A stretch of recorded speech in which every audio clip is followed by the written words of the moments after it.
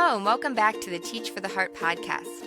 I'm your host, Linda Cardamus, and I'm here to give you ideas and inspiration to overcome your teaching challenges and make a lasting difference in your students' lives. As you know, this season is all about classroom management strategies, about how to gain and keep your students' attention and minimize problems so that you can focus on what really matters, teaching and making a difference. If you're just joining us in this episode, I'd strongly encourage you to start back at the beginning. We've talked about a specific strategy that helped me to gain control of my classroom. We talked about a step-by-step plan for if your classroom's a little bit out of control. Last week, we talked about a classroom shakeup, what it is and how it can help you to correct a procedure in an area that's been troublesome. Today, we're going to talk about how to actually teach procedures so that your students will follow them. You know, procedures are almost the lifeblood of a classroom. They're certainly not the most exciting part, but without them, your classroom would quickly fall apart. They're just really important. Maybe they're not the lifeblood. Maybe glue is a better word. They're the glue that keeps your classroom together. So some teachers, it's really funny, some teachers spend very few time thinking about their procedures, and you can normally tell that when you're in their classroom. But there's other teachers that maybe you do. Maybe you have put a lot of time into thinking about how the procedures should go, but you find that for some reason, your students just aren't following them. You know, you have a great procedure in your head. If the students would just follow it, everything would be great, but they're not. So either way, whether you've simply haven't put a lot of thought into your procedures, or if you have, but you can't figure out how to get your students to follow them, today's episode is definitely for you. We're going to talk about a 4-step process for teaching procedures. Let's start with step 1. The first step is that you need to have very clear, specific directions. Now, that means, as I said, you need to have thought them out ahead of time. Let's take something really simple like passing in papers. Now, seniors in high school, maybe they could understand a simple direction of pass your papers to the back. But even that, probably not. There'll still be a lot of chaos. But the younger your students are, the more they for sure need direction. And I would even argue that even seniors in high school could use way more direction than that. So think it through. How exactly do you want students to pass in their papers? Are they going to pass them over, forward, to the back? By the way, a little tip about that. If students are passing their papers forward, the person that's receiving the papers can't see the person behind them. And so the person behind them has to tap them on the shoulder, whisper to them, bang them over the head with the papers, something. And that causes a lot of extra chaos. If they pass their papers instead to the left, to the right, or backwards, then they can see the papers coming and there's a lot less problems. So things like that are things you want to consider. But regardless, you need to think that through. So let's say you decide, okay, everyone's going to pass their papers to the right, and then they're going to pass them back, and then the last person that has the whole stack is going to paperclip them and put them in a special folder.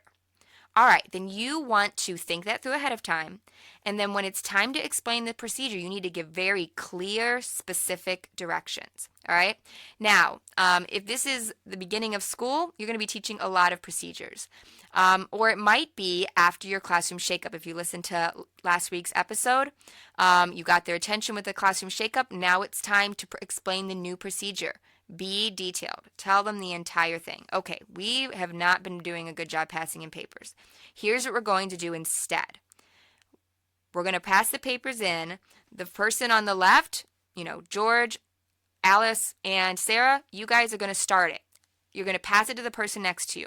They're going to put their paper on top of yours and make sure that they're lined up neatly. Then they're going to pass it to the next person, and it's going to go across the row. When it gets to Mackenzie, Mackenzie will pass the stack back to Jared, who will pass the stack back to Steve. Steve will stand up, put a paperclip on them, and put them right in that bin on my desk. You see it, Steve? Okay, great. You're really specific about exactly what you want them to do.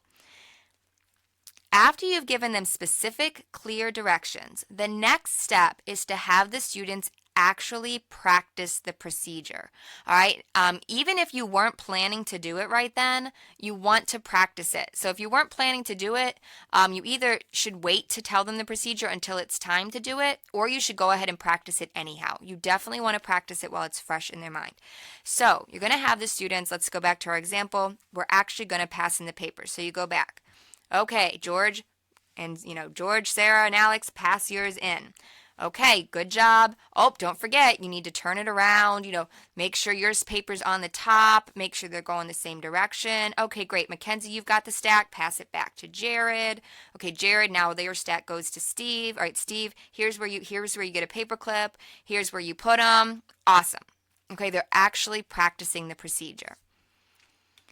So first, you give clear, specific directions. Second, you have the students practice. Here's the thing, that if you do those 2 steps, you're further along than most teachers, but you're still missing 2 key elements that are really going to make all the difference. The third step is to kindly correct any piece of the process that was done incorrectly. And this is really important because practice doesn't necessarily make perfect. I'm sure you guys have heard this. If they practice wrong, they're going to do it wrong. So you need to correct the mistake. So let's say they did a pretty good job passing in their papers, but, Elena's paper's upside down. Steve kind of forgot what to do with the papers.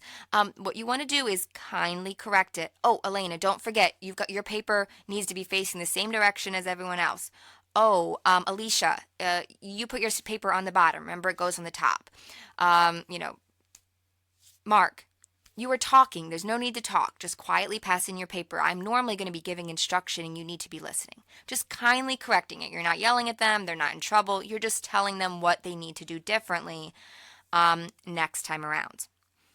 So you've, number 1, given clear, specific direction. Number 2, you've had the students practice the procedure. 3, you've kindly corrected any part of the process that is done incorrectly. There's still one more important piece, and some of you are going to think, oh, I don't want to do this, especially if you teach older students, but I'm telling you, if you do this last step, this is where the magic happens. The magic happens when you actually have the students redo the part of the procedure that was incorrect. Yes, that's right. Redo it. It might feel nitpicky. It might feel like your students might not be a big fan of it. You might not be a big fan of it. But the couple minutes it's going to take to redo it are going to be huge because your students are going to realize, oh, okay, she's serious. Like he or she actually does want us to do it this way, and they're going to insist on it, and so we're going to do it this way. It also just helps them cement it in their head. If it's the beginning of the school year, they're learning a ton of procedures, and they've got a lot to remember. If you're doing a classroom shakeup, they're used to not caring about this or doing it a different way, and you're trying to retrain them. So either way, they need to practice. They need to get used to the new procedure. So depending on the situation, you might actually have them do the whole thing again. You might pass back their papers, or you might tell them, everyone get out a clean sheet of paper. We're just going to practice passing in another paper. Or you might just have them do the specific part that they messed up. But either way, you say, we're going to do it again, and don't forget this time, remember this, this, and this. All right, let's try it again. And you have them do it again. And that's really going to help cement it in their mind. After that, the next time the procedure comes up, watch again. Watch again for any mistakes and have them correct it. You'll probably have to catch and correct mistakes, maybe depending on the procedure, maybe the next 2 or 3 times you do it, but it shouldn't take too long depending on the age of your students. It shouldn't be too long before you don't need to correct anything and they're doing it just right on their own. The key, though, is to be really insistent and kindly correct and insist on them redoing it in the beginning, because once they get it down, then you're not going to hardly have to deal with it the rest of the year. And that time you invested will more than pay off. A couple tips to remember when teaching procedures. One, I've said this a few times, but I don't know if you picked up on it, is to please be kind when you're correcting the students and don't make them feel stupid. All right, when you're pointing out the person that forgot to put their paper on top, really try not to embarrass them. You need to point them out by name because they need to learn. But just say something like, I know it's a lot to remember. It's okay. Just remember, do this. Or, thank you so much for passing them in quietly. Just don't forget that they need to go in an orderly fashion, or whatever you're going to say. So just be kind, be understanding, don't make them feel stupid, but do insist on doing it the way that you'd like them to do it. My other tip is if you're planning to do a bunch of these, like for example, if it's the beginning of the school year and you're teaching these procedures, plan to cover less material. Or if you're planning a major classroom shakeup, just plan that into your schedule. I'm not going to get as much done this period because we're dealing with this problem. That is not a waste of time. It is an investment of time. Yes, you're going to lose time in this class period, but that investment will save you time the rest of the year. So just intentionally plan it so you're not stressed. Plan, I'm going to cover a little less today. We're going to deal with this problem so that we'll be set for the most part for the rest of the year. Just to review, to teach procedures, number 1, give clear, specific directions. Number 2, have the students practice. 3, kindly correct any piece that was done incorrectly.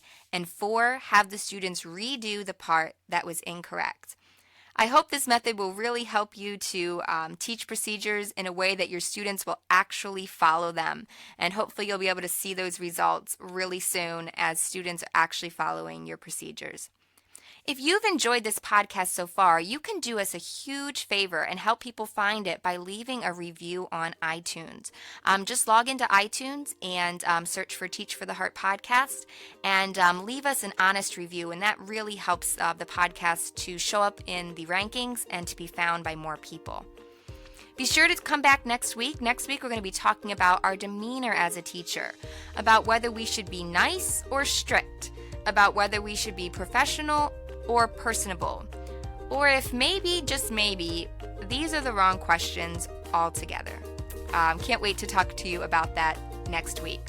If you'd like the notes for this podcast or the links, go to teachfortheheart.com/podcast4. And don't forget, if you haven't checked out our classroom management mini course, it's completely free at /mini course.